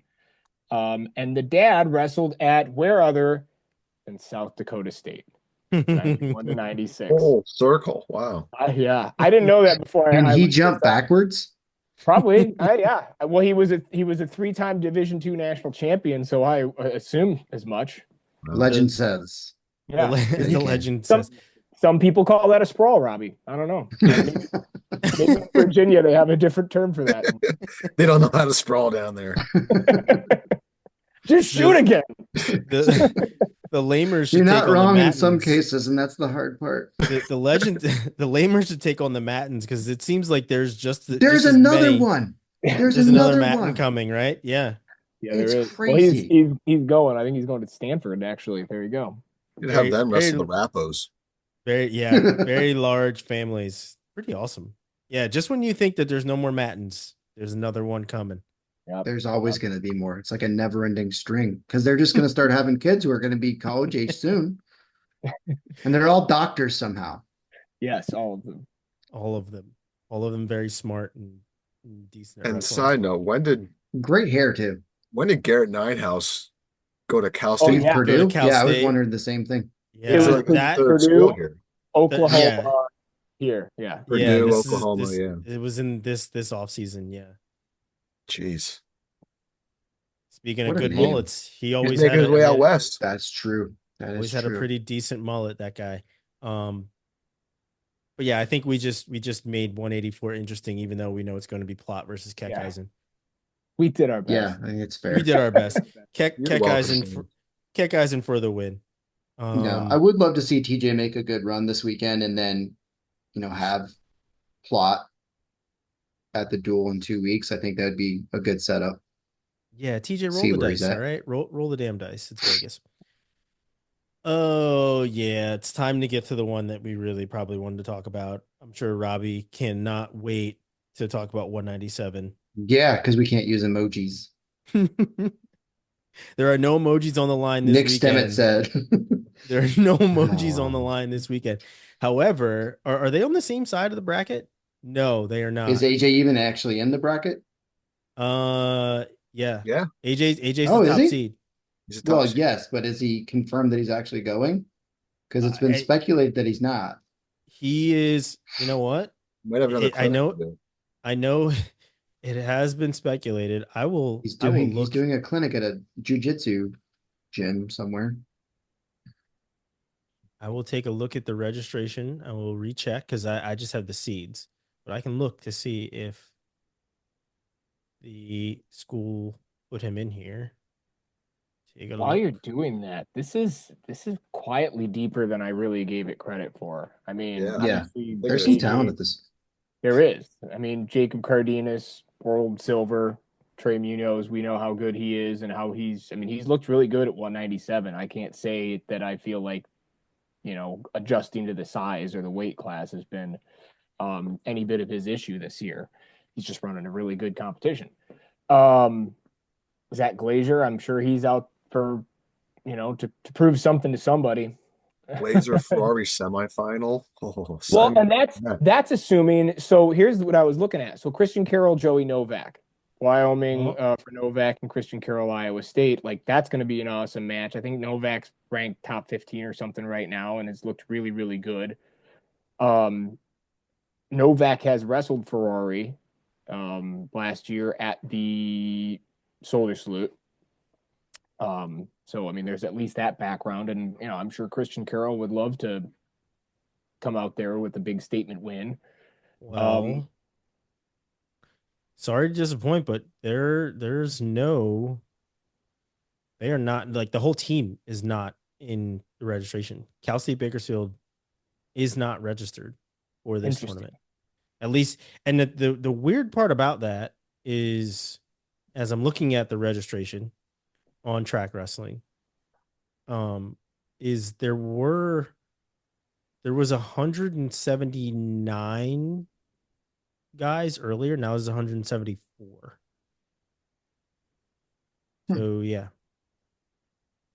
So yeah, I'm not seeing any, like, they whole team not here. Send Well, Luke a message. See what's going on. Because isn't it on their um Yeah, well, It's on their schedule. how they isn't get it, yeah, I was gonna pre-seeds? say, is it on their schedule? Mhm. How they know who to pre-seed if they didn't register? I mean, I You don't get to think pre-seed people without registration. At least I don't know. Maybe you I do. I Can't think triple what stamp it, double stamp it. You can't pre-seed an unregistered team. It's a yeah, good I mean, point. it is on their schedule to be in Las Vegas.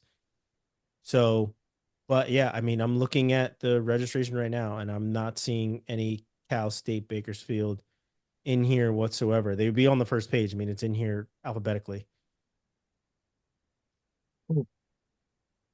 yeah, that'd So, be pretty close to the top. be pretty close to the top. Yeah. Arizona Uh State, not not Alaska. not a Oh lot my of Yeah. digging, not a lot of Wait, digging that needs to be done in here. And you know what's Hmm. funny is Arizona State's not on this registration either. They must be missing teams. That's crazy. Maybe we're missing the first page. I'll text Zeke too. Stupid elephants. Um, I Oh, well, independent of that, right? I mean, I don't think they'd be listed on here by mistake. I don't know how that works, but on assuming the for the now, best, however, on the list of teams, Arizona State is listed on this list of teams. Cal State Bakersfield is not. Just just putting that out there. is So it alphabetical? once again, alphabetical. All right. All Yeah. right. So That's that's how weird. that goes. But I think going off of the pre-seeds is what we should continue to do, because who knows what may change. I mean, it is, like I said, it is on both their schedules. Cal State Bakersfield's supposed to be there. So we'll go with it. And we'll talk 197. And you want a really 197 quick could be Virginia dope. wrestling story that kind of fits into this? Have By all at it. means. So I used to host this dual tournament at the first school I coached at. Um, and there's a school south of Richmond that notoriously just didn't schedule well. And one year had the dual brackets all set up, ready to go, getting ready to start weigh-ins, and they just showed up. So that was cool. Had to Sounds like completely Virginia reconfigure the wrestling. tournament. Yeah, fits in very well. Division Yeah, 9.5. yeah. It was division. That was when it was still three divisions, actually. Oh. That was before the split, or four divisions with private schools. They showed up But and it yeah, made it 4. yeah, yeah. So it was interesting. That's fun. So maybe that's what what Bakersfield's going to do. They're just going to show up and see what Gonna happens. show up. Just roll in right around weigh-in time, and we'll see what happens. I'm gonna go off of what the pre-seeds are, and man, I want that 1 versus 4 matchup in the semis so badly. Let's reignite those fires. The funniest thing about this matchup is that neither one of them was at the school that they were at last year, and when they were essentially fighting over the spot for a school that they no longer are in the running to wrestle for. Just amazing, Yes. absolutely amazing. But no, That whole this is situation was insane. yeah. But this is, I mean, Kevin, you're right. This is a deep bracket, like a deeper bracket than what you thought when you looked at it. Um, the interesting wrinkle for me is Christian Carroll. I want to see how he does here, and he took a who did he lose to recently? It's a bad loss too. Was it Buchanan? Yeah, That's yeah, okay. yeah. I think it was. Yeah, Buchanan rolled him up pretty nicely. Which, He'll it's do that. okay. But Yeah. he was on a pretty good run. Christian Cow was on a pretty good run. He's looking pretty good, looking really strong. Um, him at 9, he can pull an upset on one of these guys for sure. I'm looking at Cerber or Geog, one of those guys where he can, maybe top them, at least get above them and place higher than where they're currently seated. Um, I'm taking Cardenas to win this, even if Ferrari's there. My pick. Agreed. Cardenas is my champ, even if Ferrari is there. Because I think he will be the biggest test for Ferrari. And not only that, I think he's too offensive. What we saw from Ferrari versus Stemet, in which either Stemet closed the gap or Ferrari is still getting his wrestling legs back under him. But I think that Cardenas now in a new room, a little bit more open of a style. I think he's a little bit too offensive, and I think he will wrestle well against Ferrari, and that's my pick to win it. He looks big too. Large, extra Yeah, large. he's and his handsomeness might be intimidating to AJ as well. And that kind of probably throw him off his game. Wait, you're also Hughes and Jackson from Jersey? Did you come from the same lab I did? uh, his hairline doesn't go midway down his forehead like some people's though. So there's that. No, that'll be fun. I would love to see that matchup. Assuming the seeds, stick together and everything, that would be fun. And Cardenas he's out for it all this year, so he's not going to be intimidated by anybody in front of him. Yeah, I mean, Cerber's looked awesome this year. Geog, I think, still has all the ability to kind of put it together. But I mean, the top 4 are kind of where it's at. What's going on with Andy Smith? How are we feeling about him in He Virginia? looks great so far. He's 2-0, has win over Poznansky and Sinclair. So he's Andy. He's solid. He not flashy. He's not going to do a whole lot of fancy stuff. He's just going to go out there and brawl a little bit and score some points and quite often wins. Blood round guy last year. He's got the talent. Sonny's still coming off an injury and likely won't be back until after the new year. So right now it's Andy Smith's show, and he's going to see what he can prove, and they're going to make that choice for the starter before ACC starts. We always mention interesting, unique names. Andy Smith does not fit that box. It's probably it's like Pretty cut and dry. the pretty plain name.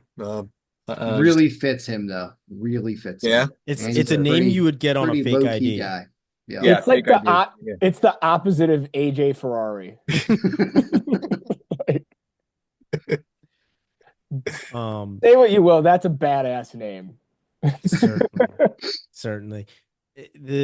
Even though I did say the Christian Carroll could, maybe place ahead of Luke Serber. Serber has had a good year, as you guys mentioned. I mean, he owns a shutout win over Munoz, who is the Yeah. 3 seed here, right? So if anyone is going to outplace their seed, maybe I should walk that Carroll statement back, and it probably should be Serber, if anything, honestly.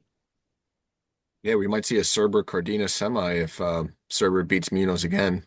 And I think Cardenas is my pick. Just looking good, world silver medal, like Claude said, and just a new home in Michigan. And I think he's ready to roll this year. I got to Agreed. keep it going. Are we going to get a Cardenas Hanning matchup? A lot of movement. A lot of movement. If you were paying attention to social media today, as I was, there was a lot of movement with colleges today, with it being like football national signing day, and it was very Lots of interesting. flipping. It was very interesting to watch, because if you thought that it gets crazy in wrestling with the transfer portal and how many guys are wrestling here, or at least like the way it looked this past year, pay attention to a football signing day It's just insane. once. It is wild, because they go very hard on like 4-star on those ratings. So like you're seeing a 5-star guy that is like tweeting something out or posting something to his social media that everybody's attached to, and then they like cut to his live signing where he's like throwing a hat from this school and putting on it. Like it is peak drama, and it's awesome. It's really awesome, because there's a bunch of kids that are verbally committed to schools, and then it comes out and it's just like so and so will not be signing to, Florida today. And everybody's like They're like, they're like oh, and my everybody's like, what Hayden the hell? brother. And then underneath it, they're like, he took an official visit to Purdue last week, or whatever. Like the amount of attention. Like I know we pay crazy attention to a lot of the details when it comes to like Bo Bassett or Blaze or any of these guys. Pay attention to football just for one national signing day, and you'll go a little crazy. So that's my tangent of this, as we're talking about guys moving all around. Now Can let's they listen to jump Robbie talk backwards? about they most certainly can. And now I want Okay. to go to Robbie to talk about how good Trumbull is going to look at 285. Oh, Go. I'm pretty excited about this. Hmm. Um, I don't know how he got the 2 seat over Schultz. A little confused by that. Very. Um, That'll probably flip though. yeah, It I has would to. assume so. I mean, the head-to-head loss in the last week or 2 weeks, I think Yeah, but I that'll mean, tell if you. it's kind of the same at 97, where Serber has a win over Munoz, but I Yeah, think it's like, what is it? They might be going off of last year with Munoz being an All American last year. Trumbull didn't even wrestle last year. That I guess he that's won Midlands, that's what I'm but saying at 97. Like maybe that's what they're using there, but I don't know what kind of criteria they're using at heavyweight. who looks older? That's probably what they're doing with Who's Who knows? taller? I'm sure Zeke will have Joe. that straight. He wins both of those. Zeke will have that straightened out before the first whistle. No, Zeke's a pretty calm, low-key, rational, not If overreacting guy at all. Yeah, I think the man you're looking for is Lee Pritz. That's There, the oh, yeah, that's the one. I, I don't know I how think rational he is, but he is definitely calmer. I think I figured it out. What they did here was they went Final X and freestyle over Final X and Greco. Makes Makes sense. sense. Yeah. That's what That they makes did. sense. Yeah. So freestyle gets more attention than Greco again. God, It goes right to the core. Goes right it'll to the never seat. end. It'll Yeah. never end. Now, if they do flip that, though, that makes a really interesting quarter because that means Yeah. Mullen and Trumbull in a quarter, which has a lot of implications. Because we also still have Kaka sitting out, who just won the Keystone Classic on all techs and pins. So, I mean, that's an interesting situation going on in Blacksburg right now, figuring out who's going to be the best option there. And, this can be a place for Jimmy to prove that it's his. Um, but I mean, I like Isaac Trumbull. I think he's going to be really, really good at heavyweight. I like him Um, too. I ha Holmes, you started the fan club, didn't you? I did. I think it's going to be a really tough test for him to get to the finals. Um, I think he can, but I think it's going to be a big ask to reverse that last result. Now, are we going with the way that the seeds are now, or the way we think they're going to probably flip them and make him the 3 seed, and he'll have Feldman? I mean, either way, it's tough, but it's significantly more tough if he has to wrestle Colton Schultz again. Either way, it'd be the same, right? Because they're 2 and 3, so they just flop. Right. Yeah, yeah, Who's at yeah. the You're top or right. the You're right. bottom? You're right. You're right. My So bad. it does it technically didn't have much of an impact on down the line, but it would have an impact on quarter matchups. And I would pick him, I think, in both quarter matchups. I think he's going to be a really tough test for Mullen, style wise. I think it's going to be a really fun match to watch, actually. But I don't know. I would love to see him beat Schultz. I think but Schultz is damn good. Um, he looks like a 12-year-old still, but he's very large and very strong and very good at wrestling. So it's hard not to see Schultz and Hendrickson here. I am taking Hendrickson to bonus his way through the champion to the title. Captain Lots America of lots of very strong double legs, and some and backflips. and the man is a beast, an absolute beast, and he looks very good. Yeah. Um, yeah, I I don't think anyone beats Hendrickson. Feldman, while very good, I think he majors him.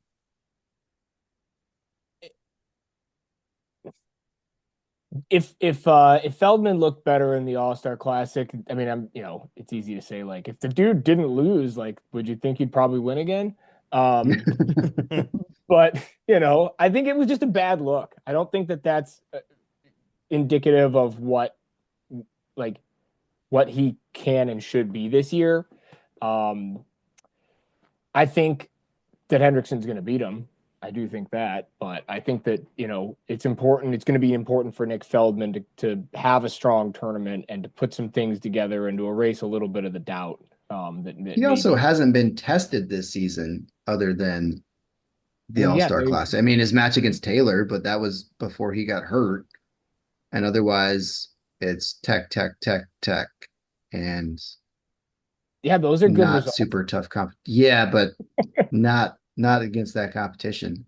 I mean, that's the expected result against that competition. Would you prefer him to lose against that competition? Because he I mean, has I'd be okay with it. I would be okay with that. I'd be okay if he lost Isaac Trumbull too. Holmes. I thought it was weird that your bylaws for your started Isaac Trumbull fan club doesn't allow Robbie's in it.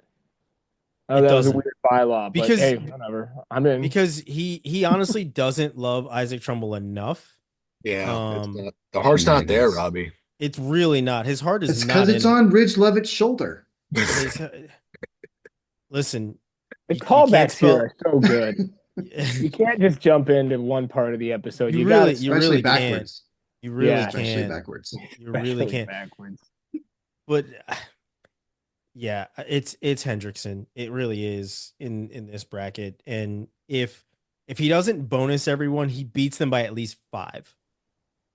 It's just tough for me to see just the way that he is wrestling aggressively against basically everyone. I mean, I've seen a couple of his matches so far this year, and he is just aggressively attacking every single person. It's almost like he has a high attack rate for a coach that he now has in Oklahoma. He's attacking his In coach. Stillwater, That's probably Oklahoma. that's frowned upon. He probably is. If you're looking at that coaching staff, who the hell do you think he's wrestling with? Gilman? Fair. Probably. Like, honestly, the attitude probably came from Gilman. Probably But thinking swagger wise, what you were talking about earlier, that makes a lot of sense. yeah, lot of swag, a lot of agility, all coming from Gilman. Mhm. Um, But no, Real quick it's comment on heavyweight in general. Do you guys know that there's 10 seniors in the top 12 ranked currently? Yeah, it's going to be a huge turnover. Let's enjoy this golden age of heavyweight, because I mean, the point I was going to make was that Hendrickson's currently ranked third, and we're picking him to bonus his way through this tournament that includes the fifth, sixth, and eighth ranked guys in it. And yeah, I was looking at that and I was like, oh, everybody's gone except for Feldman. Who else did I see? Isaac Trumbull's a junior, and then you get to Ben Keeter and Dayton Pitzer. So let's Yep. appreciate these guys. and who knows if Keeter is back to wrestling next year, right? Like this is a year of full on wrestling for him, not to go full tangent, but I'm sure those, that the pads and helmet are going to come back next year. There was an agreement for him to go all in hopes of winning a world title and then, going all in on trying to do everything that he needs to do for Iowa from a wrestling standpoint. It'll be very different in the next couple of years, next 3 years of him wrestling. Mm-hmm. And Schultz could have another couple of years of eligibility we don't know about. It's very Certainly possible. see about that. Yeah, I think Hendrickson takes it. Looks very good doing it. Team score wise, what are we thinking? Who wins this one from a team score standpoint? Does Oklahoma State take it? I think I saw Piles put out like a projection based on seeds of like what team score would look like, and it's Oklahoma State on top. Just based on how Oklahoma State guys are seeded, and how those points would allocate if they wrestled to their seed. I mean, pretty much between them and Nebraska at this point, right? I mean, Yeah, Michigan that would full be. strength, NC State, Cornell not full strength, Iowa State they have a few guys out, but you know they might be able to be up there. But yeah, I think it's going to be Nebraska and Oklahoma State, right? Those are probably the top two. Yeah. And I'm kind of leaning Oklahoma State.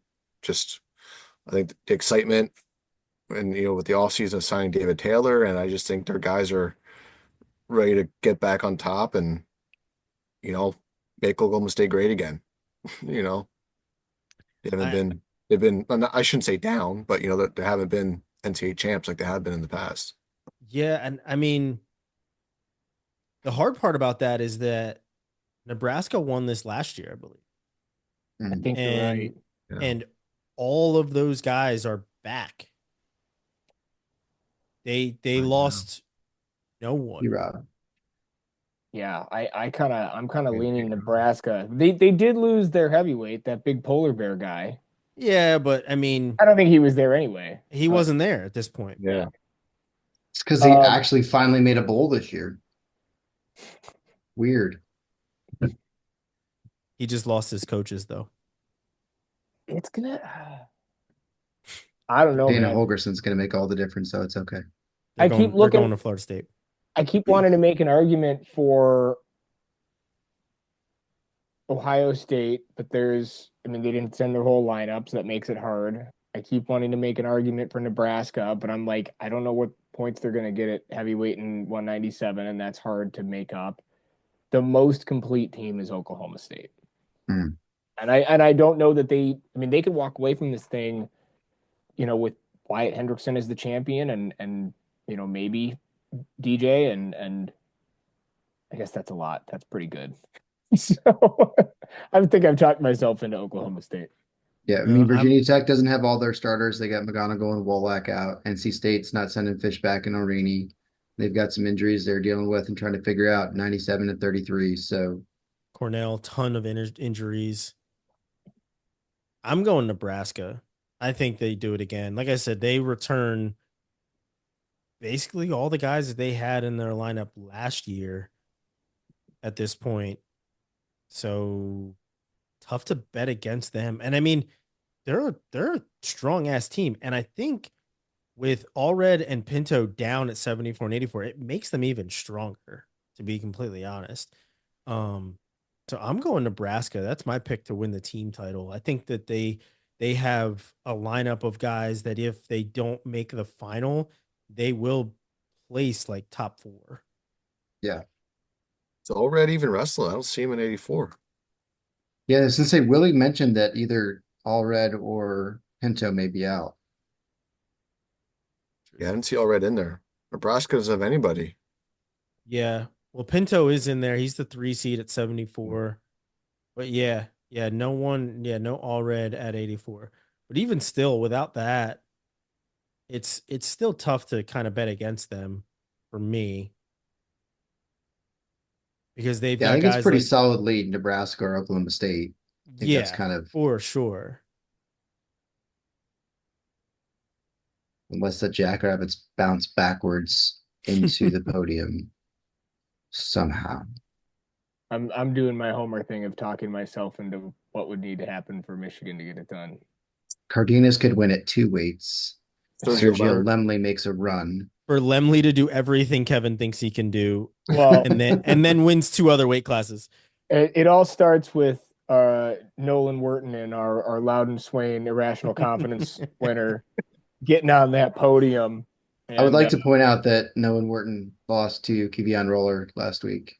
Just gonna throw that out there. that stop living in the past, Robbie. Yeah, we gotta live in the future, a future that Yeah. that has a guy leaving Ohio State to go to Oklahoma State, that type of future. Yeah, we're not supposed to talk about that. Yeah, well, there's a rumor that is out there that is going to happen, and I can talk about rumors because It all depends on the results of this tournament, who wins it. whoever places higher gets him. Yeah. Whoever wins the lottery. Did they do lotteries in Vegas? I couldn't think of a better thing to gamble on. They don't they gamble bet on- they bet on everything. Okay. Everything. There is a sports book you can throw your money at basically anything in Vegas. Yeah, see what I did there? Gentlemen, I think we can wrap it up with saying this tournament's going to be damn good. And the weight class that you probably want to watch is 57 and 125. But more so 149. 57 because it is going to be amazing. 49 as well. I think it's all going to be great, honestly. I'm taking Nebraska to win it. I know we've got some Oklahoma States in there to win it, but it's going to be a good time, a very, very good time. You guys got anything else before we end for the night? Any other tidbits, nuggets, callbacks, movie references? Got an ACC Ivy League matchup on Friday. Penn's coming down to Charlottesville. UVA duel. I just want to shout out the Lamers and Mattins one more time for having a bunch of badass dudes. It's Dr. Mattin's team. Dr. Mattins. You know what's great is Dr. that the Mattins. streams crossed at one point because Chance Lamer was at Michigan briefly, and there were Mattins on that team, and I think it's just that they got too close to the sun and they had to separate. Goodness gracious. Yeah, you cannot have all the Lamers and all the Mattins in the same room at the same time. The streams can't cross. There's another movie reference. Oh boy. You brought it right back. Brought the movie reference in. I knew there was probably one of them we needed to make. Anyway, gentlemen, as always, it's a ton of fun, and we also appreciate everybody watching, listening, and making fun of us in the comments. So bring those comments, like, subscribe, all that fun stuff, and we'll see you again next time.